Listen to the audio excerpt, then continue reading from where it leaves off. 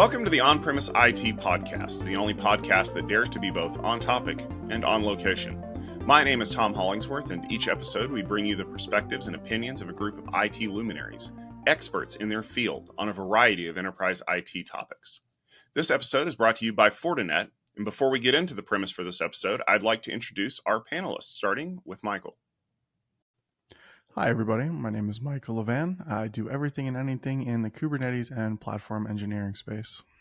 Chris Grundeman here. I am focused on networking, particularly large networks and interconnection, as well as automation and cybersecurity around those. All right, and joining us from Fortinet is our special guest, Nirav Shah. Nirav, would you like to introduce yourself?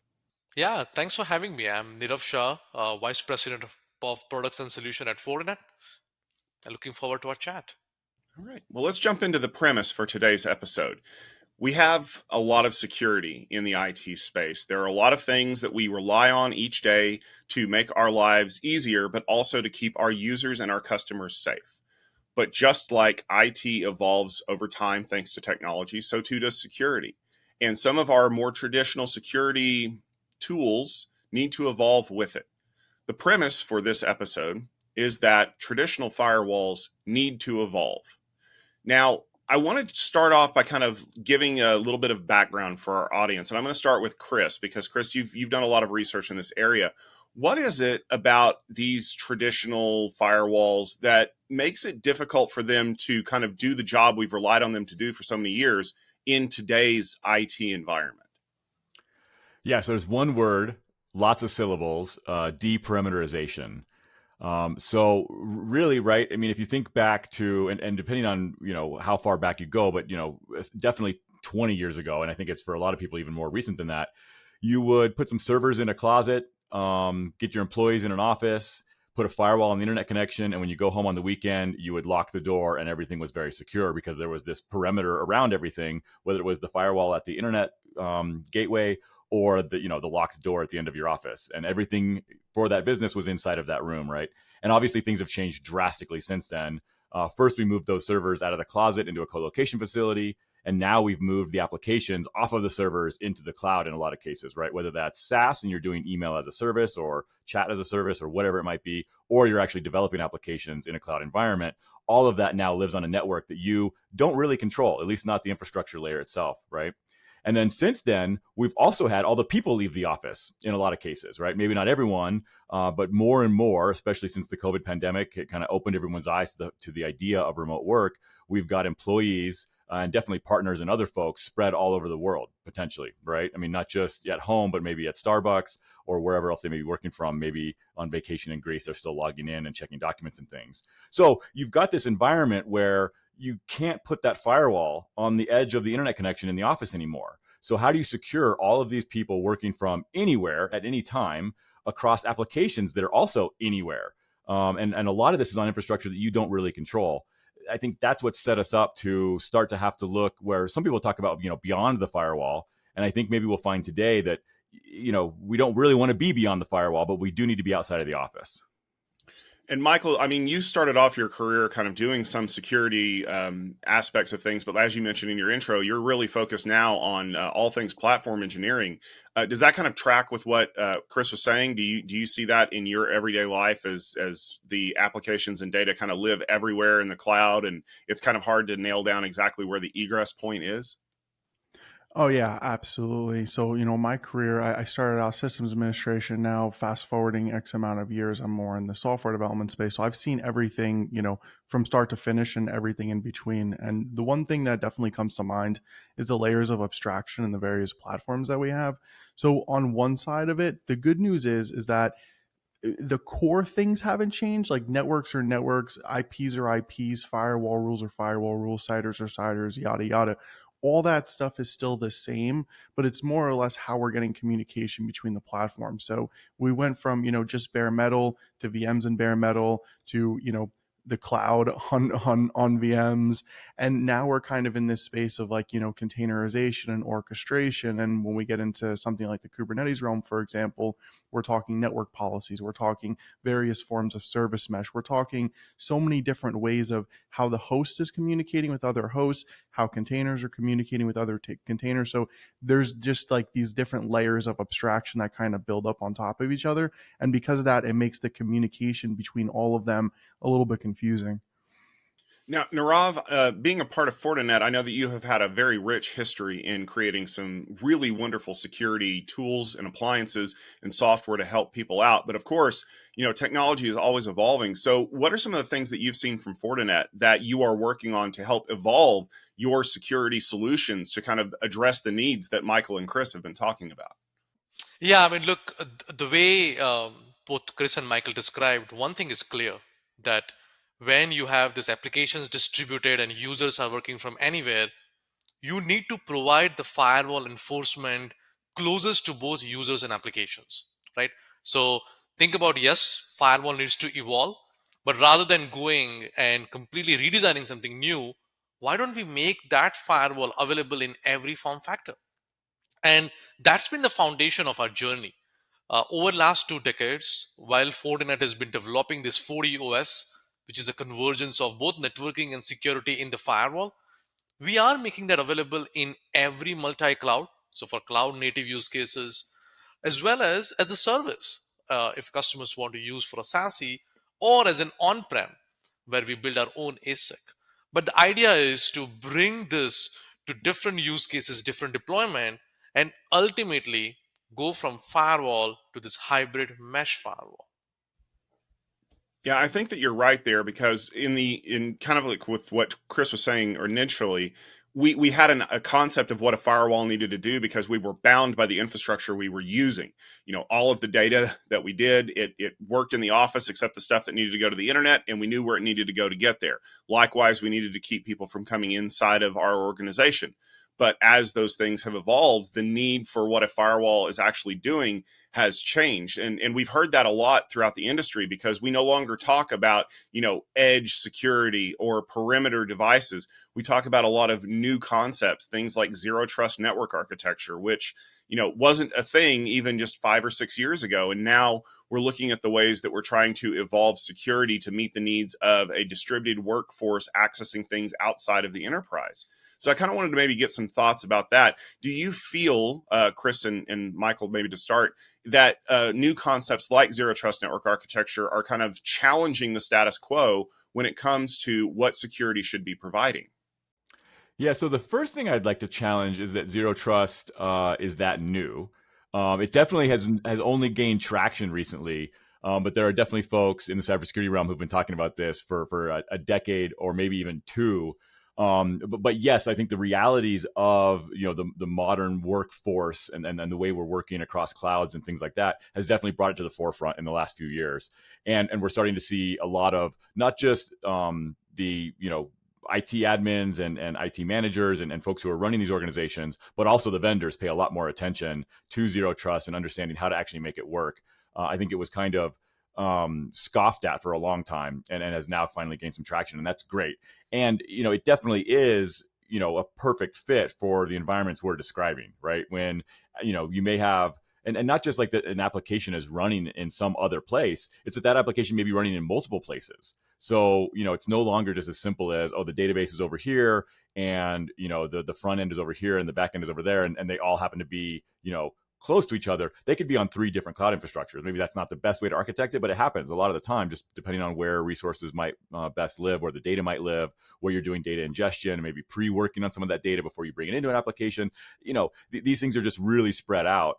And so you can't rely on, this kind of old school centralized authority of producing security from this one point. You really have to ensure that every interaction, right, between not just people and data, but also between applications themselves are understanding, if they have access to this data or not. Should they be able to read, write, and delete this data or just read it? You really need to understand very, very granularly at the API level and at the human user level what's going on and what you have permissions to do. And those permissions may need to change over time, right? I mean, even within a day at this scale.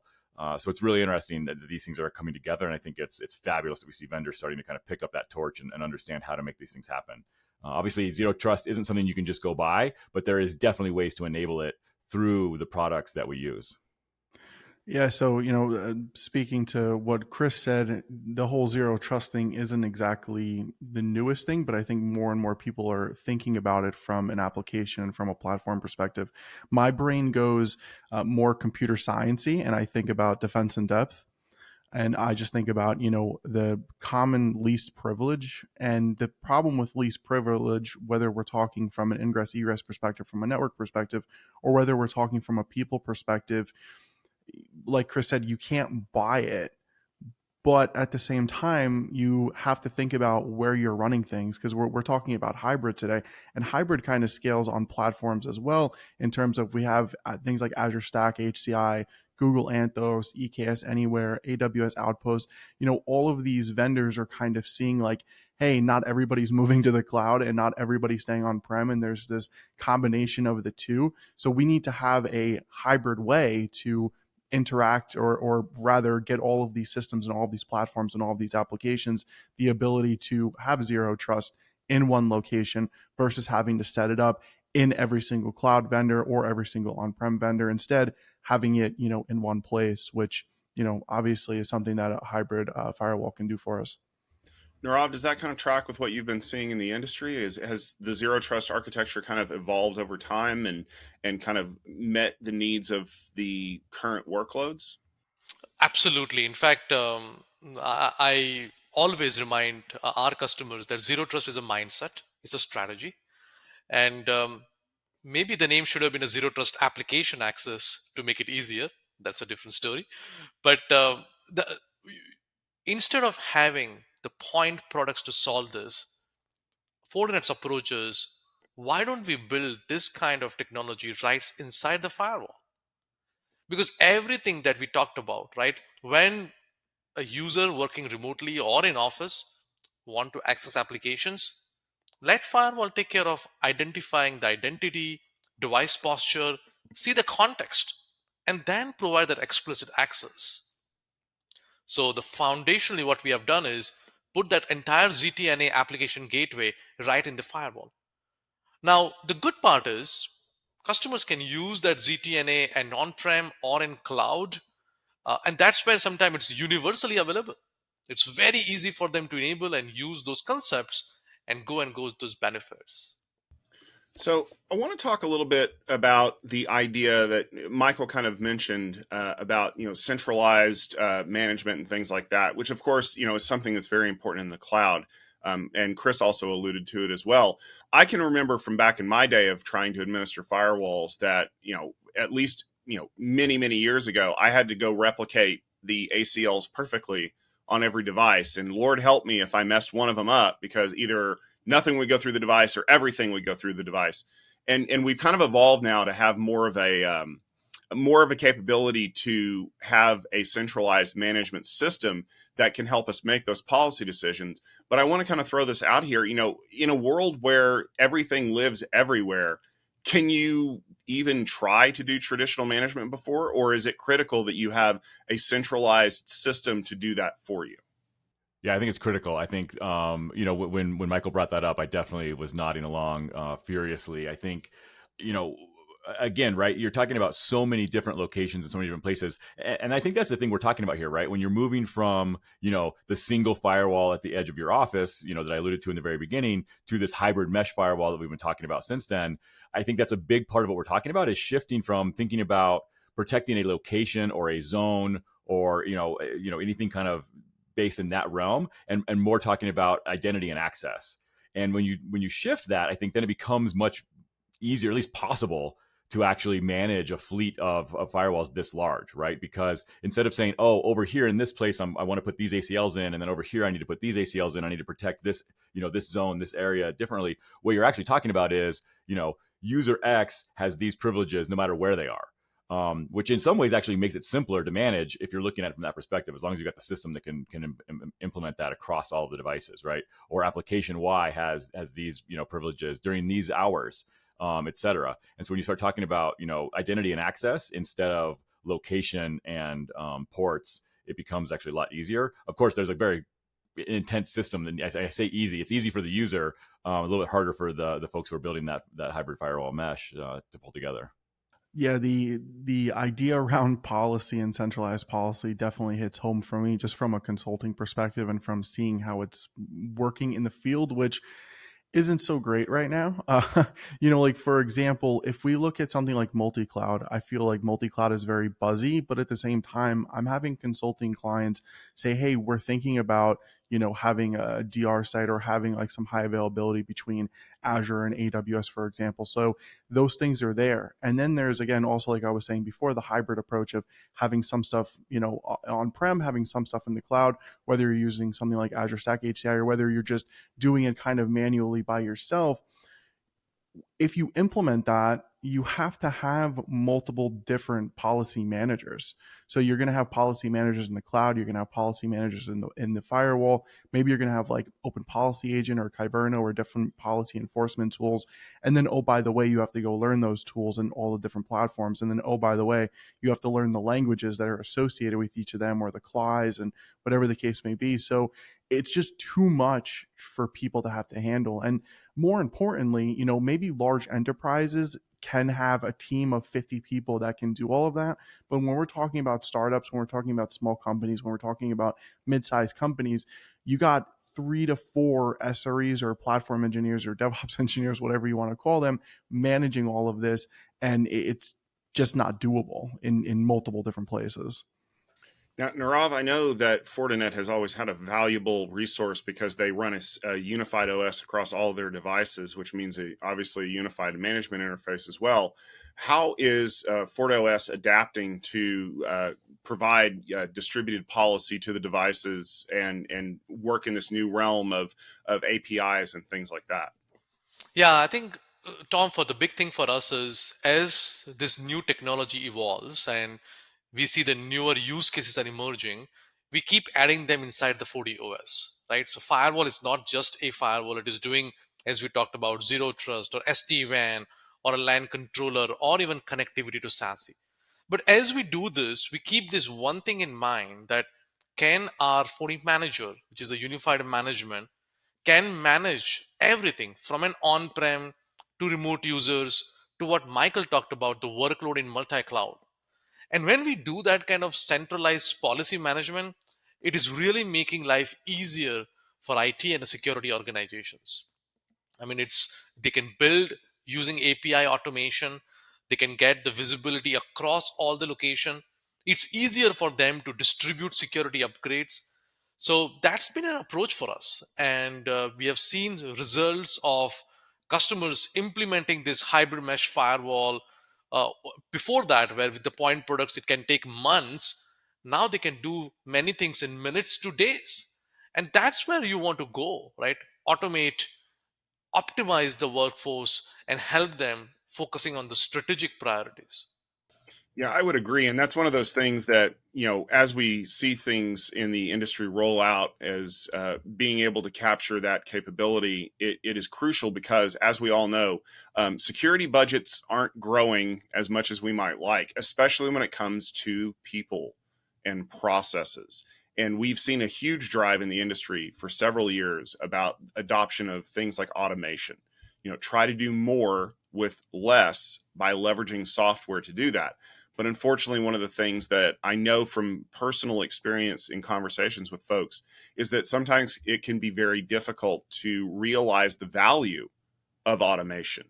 And it can be difficult to convince people to invest in that, not knowing specifically what that outcome is going to be. So maybe I want to toss this out here to all of you. How can automation be something more concrete and realistic to the decision makers in an organization, especially through the lens of enabling security teams to be more efficient and responsive to issues that they run into?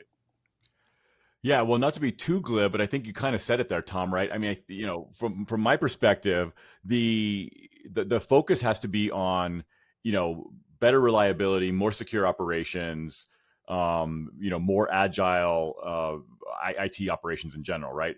Automation, or the kind of current ultimate automation, AI, or machine learning. These are tools that we're using to operate these estates better, and that, I think, has to come back to that. If you're trying to get money for automation just because it's automation, hopefully your manager denies that, right? I mean, I think they're actually in the right in that case. Now, if you have a proven path to, better operations in some way, right? Whether it's more secure, you're lowering the risk somehow, maybe it's more agile and you're able to, serve other users or customers or whoever, faster and more responsibly, that's great. Or if you're able to, cut costs somehow by, eliminating the need for certain systems, these are the things that actually matter. And I think as engineers, we sometimes lose sight of that, and we just want, the new shiny technology. And really, it's got to be for that purpose of ultimately serving the users, whoever they may be, through better operations. I agree with you, Chris, because I think oftentimes when I talk to customers, when it comes to automation, they're looking for three core things, right? The first is really about my day zero, day one, and day two operation, right? How quickly I can bring that site or that user or that application running and protected by firewall, right? And we have really focused on simplifying that. But then the day two is getting that visibility end to end. I think we are in the state where we have to make sure that we are measuring the end user experience, right? And how can automation help you to get that details, and then sometime using AI and AI ops help fix that. And then lastly, it has to be about integrating in the ecosystem. It's not just about vendor A. It's about, yep, I have a larger vendor ecosystem. I am invested into those multi-cloud. How do I bring this together and then provide the automation to further simplify the network? So that open ecosystem and API integration is really rich and key as part of this discussion. Michael, do you think it's important to have an open ecosystem, knowing what you work with on a daily basis? Yeah, so it's funny. Whenever I think about automation, I always think about automation versus repeatability. So automation, for example, I could throw together a ton of bash scripts or a ton of Python scripts and have it go do a thing, but is it duct tape or is it actual repeatability? Like, is it actually bringing some type of business value? So to Nirav's point of, interacting with APIs to kind of create repeatable processes around everything that's needed, whether it's for policies, whether it's for general deployment, general management, taking that manual process off of everybody's head and, kind of creating a repeatable process, a business value process around it is definitely key. So we've talked a little bit about the need to kind of modernize our security infrastructure. As we said in the premise that, these things need to evolve. We constantly need to be looking at what people should be addressing in their security plans as they refresh devices or as they move workloads around. So I want to ask each of you kind of, if there's one key piece of information that people should either know or be asking questions about as they look to making a journey into a more evolved firewall infrastructure, what is it? So it's really hard to give you one, Tom. I definitely have a laundry list here. Maybe looking at this quickly, I really do think when you're looking at this, this idea of the hybrid mesh firewall, or really, how do I secure all the things and all the people in all the places? I think, you want to look behind the hood and you want to see a software defined architecture. Right, this needs to be put together from a kind of modern cloud-based perspective so that it can operate across all these environments. Integration, as Nirav talked about, is super important. Defense in depth, as Michael mentioned, is super important. Being identity based, I think, is probably crucial. And having some way to dynamically segment the network and the different pieces is going to be huge as well. So I don't know if I get the 5-for-1 discount, but that's where I think it's at. But it's interesting because my list is a little bit complementing some of the things you talked about, because the fundamentally I think the first thing that customers should be paying attention is, am I investing into a point product, or I have an opportunity to go to the journey on a platform? Because oftentimes you make a decision on securing an on-prem with a firewall, but when tomorrow you want to secure the user, you need to go and find another vendor, and that's when the complexity increases.